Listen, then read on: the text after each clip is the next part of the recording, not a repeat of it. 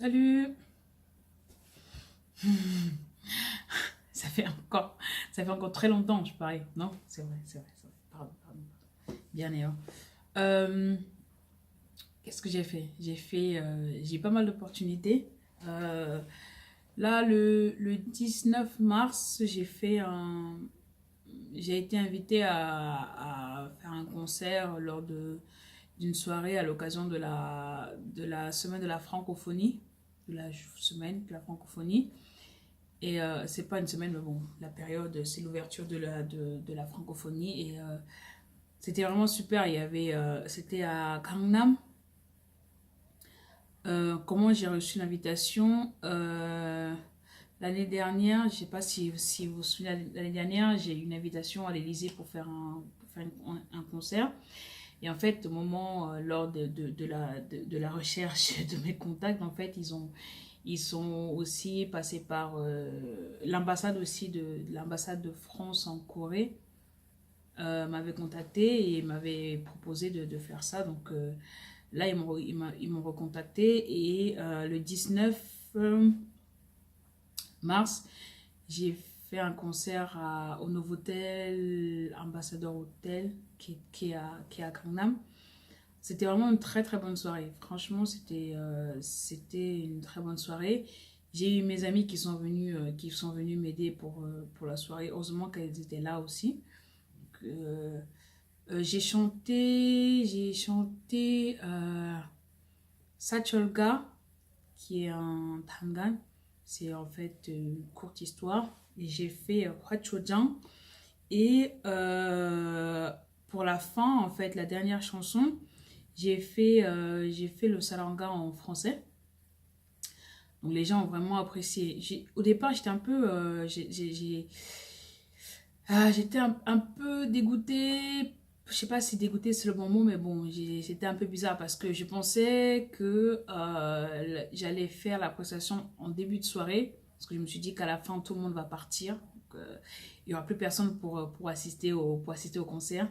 Et mon professeur, pas mon professeur, mais bon, il y a le Kosu, professeur euh, le Kosu qui était là, qui était avec moi. Et donc, on a fait la soirée, elle a commencé à 19h et j'ai chanté à 19h45 à peu près. Il y a eu d'abord, il y a le message voilà, des ambassadeurs et puis après, donc, celle qui est la MC, c'était une Canadienne, québécoise, je crois, qui a joué dans Miss Sunshine, quelque chose comme ça. Elle jouait le professeur du personnage principal. Donc elle était là et franchement, elle a très bien fait. La soirée était très bien organisée, je trouve. On a fait un rehearsal très tôt et il n'y a pas eu de blanc. C'est cool parce qu'il n'y a pas eu voilà, de moment de flottement bizarre et tout. Moi, j'étais là, il faut pas que j'oublie mes paroles, il faut pas que j'oublie mes paroles. Bizarrement, j'étais plus stressée que lors du concert à l'Elysée. Je sais pas, c'est bizarre, hein. Vous allez dire c'est bizarre, oui, je sais, c'est bizarre. Mais évidemment, j'étais beaucoup plus stressée. Mais mes amis étant là, la soirée s'est très bien passée. J'ai rencontré pas mal de gens, il y avait pas mal d'ambassadeurs des pays africains. En fait, ceux qui étaient invités, c'était les pays ayant une ambassade en Corée. Les pays, oui, étrangers ayant une ambassade en Corée. Il y avait le Gabon, il y avait, je crois, la Côte d'Ivoire aussi. Il y avait d'autres ambassadeurs et il y avait Tanzanie. Ouais, je crois de la Tanzanie. J'ai rencontré de la Tanzanie. Étonnant, je veux dire, c'est le fait d'être à l'étranger vous fait rencontrer des gens de tous les pays en fait. Et franchement, c'était cool. Elle avait une coiffure magnifique. C'était une afro magnifique. En fait, je l'ai vue, j'ai dit, oh, votre coiffure, elle est magnifique. Et c'est là, elle m'a dit, elle parlait pas vraiment français, pas très bien. Et j'ai dit, ouais, c'était magnifique. Il y avait aussi l'ambassadrice du Rwanda qui avait une tenue, qui avait un pagne super, super joli. Donc, ouais, franchement, c'était super cool. C'est une bonne opportunité. C'est vraiment une très, très bonne opportunité. Donc, c'est ça que je lui dis, c'est que c'est vrai que avant de partir en Corée, il y a beaucoup de mes amis qui m'ont dit non, voilà, c'est pas une bonne idée, tu vas partir, tu parles pas la langue, tu fais rien. Je me répète, hein, peut-être, tu parles pas la langue, ici tu travailles, tu as une autonomie financière, là tu vas partir là-bas, tu vas pas travailler tout de suite, comment est-ce que tu vas faire et tout ça. Bien sûr que c'est compliqué d'abandonner un truc comme ça. C'est vraiment compliqué de tout abandonner et de ne pas savoir ce qu'on va faire après. C'est vrai que j'étais jamais venue en Corée. J'avais jamais mis les pieds. J'avais juste vu les reportages et puis les dramas, bien sûr. Mais en fait, je pense que la chance que j'avais, sans doute, c'est que avant de voir les dramas, j'ai dû voir une émission vraiment sur la réalité en Corée. J'ai pas commencé avec les dramas. Et comme je ne m'intéressais pas à la K-pop non plus, ou c'est pas que la K-pop, la musique actuelle, voilà, c'est comme ça. J'ai grandi avec les Sheila, les Dalida, donc vraiment les anciens trucs, et je suis restée dans ce mood-là, en fait. Et le fait de ne pas, je sais pas, de ne pas peut-être m'intéresser à ça, a fait que j'ai pas découvert ce côté bling bling et tout, ce côté vraiment paillettes et tout ça de la Corée au départ. J'ai vraiment vu le succès de la Corée, les étudiants et tout ça. Et j'ai pas d'attente, j'avais pas vraiment d'attente précise. Je me disais pas, ah, la Corée c'est waouh, c'est waouh. J'avais pas cette idée-là en tête. Et je pense que c'est peut-être ça qui m'a aidé. Parce qu'en cours, quand on dit pourquoi vous êtes venu en Corée, qu'est-ce qui pour vous, qu'est-ce qui vous déçoit en fait? Qu'est-ce qui est différent de ce que vous avez imaginé en arrivant et qui, voilà, vous laisse un peu perplexe? Moi, je veux dire, en fait, il y a rien parce que en venant, je ne m'attendais pas à grand-chose. J'étais juste venue focus sur le pansori et en fait, tout ce qui était à côté, je m'attendais absolument à rien. J'avais des amis ici et mes amis ont été là vraiment à chaque fois que j'ai besoin, donc j'ai pas eu vraiment de choc culturel, gros choc culturel peut-être sur la nourriture, parce que vraiment il y a des trucs que j'ai découvert, je me suis dit, oh, j'ai vécu où avant, tu vois. Et à part ça, j'ai pas eu ce truc-là. Donc j'ai dit, et en fait, mes amis aujourd'hui, en fait, tous mes amis aujourd'hui m'encouragent dans mon truc. Pourquoi? Parce que je pense que le fait que même si c'est difficile, en Corée financièrement c'est difficile parce que je travaille pas, c'est vraiment difficile, mais psychologiquement c'est différent. Psychologiquement c'est totalement différent. Ce qui fait que j'arrive à trouver des solutions que à Paris, je pense qu'à Paris ça aurait été un peu plus compliqué. J'arrive à trouver des solutions, à me dire que non, c'est pas grave, de toute façon ça va passer. Et je me dis, voilà, c'est une période, c'est le début, c'est vraiment, je ne suis qu'au début de l'aventure. Et à chaque fois qu'il y a une difficulté, je me dis, mais non, t'as passé l'autre et tout, donc ça va aller, ça va aller, ça va aller, ça va aller. Et j'arrive à trouver une force mentale en fait pour traverser toutes les difficultés.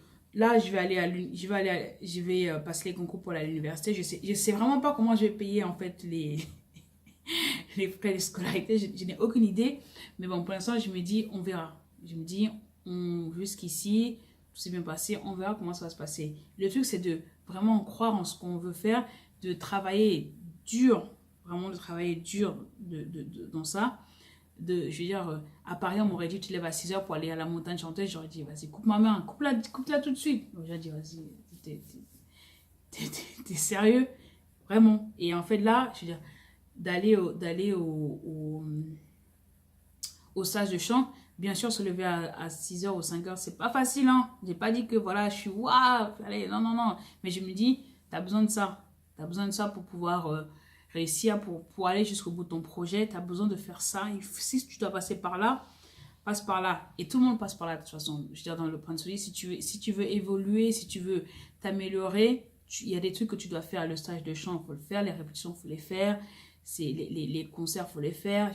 Et les concerts, c'est de l'apprentissage. Les gens me disent, oh, mais tu fais des concerts, mais tu ne gagnes pas l'argent. Mais je veux dire, je suis étrangère. Je suis au début du processus. Et en fait, le fait d'avoir des concerts, je trouve que le fait que le professeur nous fasse faire des concerts, même au début, je trouve que c'est très très bien parce que ça nous permet de voir en fait comment ça se passe, comment ça se passera après. Et, lors des concerts, je sais pas, voilà, avant les concerts, on travaille beaucoup plus. On répète vraiment beaucoup plus. Ce qui fait qu'en fait, on avance beaucoup plus rapidement. Vous voyez, on avance beaucoup plus rapidement dans ce qu'on fait. Donc, je trouve que c'est une très très, vraiment, c'est une très très bonne idée pour moi. Donc, de faire les concours, de faire les concerts, même si c'est pas vraiment rémunéré, mais c'est une très bonne expérience de voir comment les autres, de se comparer aux autres. Ça permet de dire, voilà, ah, il faudrait que je fasse ça, et c'est à ce moment-là qu'on se rend compte de nos erreurs. Hein. Avant, je me rends compte vraiment que j'ai évolué parce qu'avant, je ne pouvais pas chanter en jouant le pouc.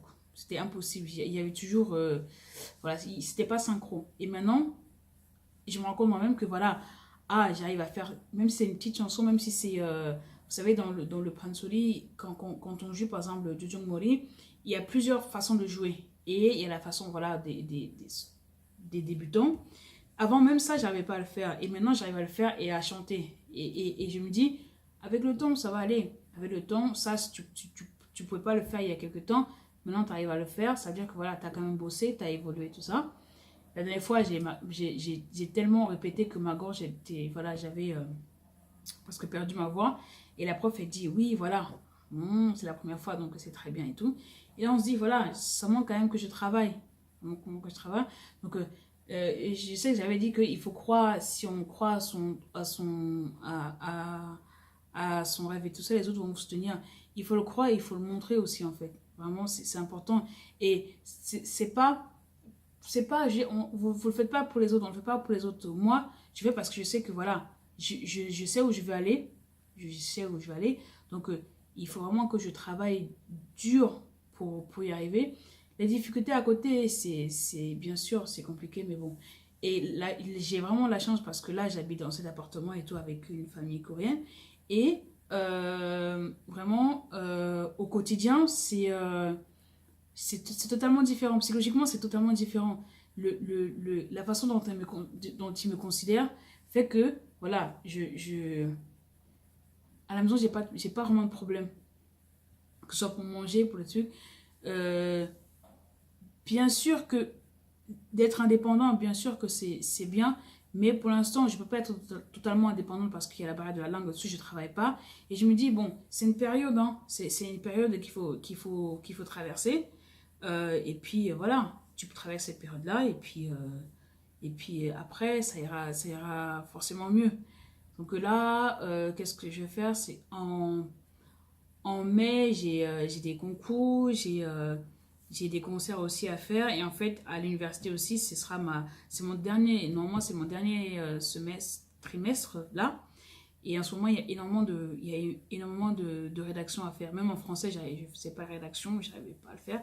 Donc là, il faut le faire en coréen. Je suis obligée voilà, d'aller réviser au cours de chant, d'aller répéter, et puis de rentrer à la maison, et puis de travailler mes cours. De retourner à l'université, c'est difficile, mais c'est une étape nécessaire voilà, dans le truc que je vais faire. Donc, voilà, après, on va aller à Paris, et puis je vais passer, je vais constituer mes dossiers, je vais passer les concours pour entrer à l'université, et après, je verrai comment financer l'université. Je vais essayer de voir s'il y a des bourses aussi. Mais les critères sont souvent très très difficiles. J'ai regardé pas mal de bourses et en fait, pour l'instant, je ne rentre pas dans les critères. Donc, je vais regarder des bourses privées. J'espère qu'il y en a. Des bourses privées pour pouvoir financer parce que en Corée, mine de rien, les études, c'est quand même très très cher. Mais bon, je pense que ça devrait aller. Voilà. Ouais, c'est la situation maintenant. C'est de préparer les concerts, préparer les concours et me préparer pour les examens d'université et puis chercher les bourses. J'ai regardé sur le site de l'ambassade, il y a l'ambassade de France en Corée, il y a pas mal de bourses. Mais j'ai pas vu quelque chose qui me correspondait. Mais bon, on verra. On verra encore. Et je vais chercher. En fait, le truc, c'est que une fois qu'on rentre à l'université, on a un visa qui nous permet de travailler comme les Coréens. Ouais, c'était beaucoup plus simple. Là, je cherche des cours, donner des cours de langue ou des trucs sur babysitting. Mais c'est un peu plus compliqué. Là, et en fait, là, comme je vais aller à Paris, ils disent que voilà, il faut un truc à long terme. Ils cherchent un truc sur peut-être 6 mois. À chaque fois, il y a un petit truc qui cloche. Mais bon, avec la persévérance, c'est le seul chose sur lequel je suis persévérante, bizarrement. Mais bon, avec ça, je pense que ça devrait aller. Bon, les amis, il faut que j'aille réviser maintenant. Donc, prenez soin de vous. Hein. Faites-moi signe si vous venez en Corée, ok? Et je ne sais pas s'il y a beaucoup de Camerounais en Corée et peut-être qu'il y aura des Camerounais qui vont regarder cette vidéo. Mais bon, comme je dit tout à l'heure, si vous êtes prêts à manger du tapioca, je vous invite. Ciao, ciao!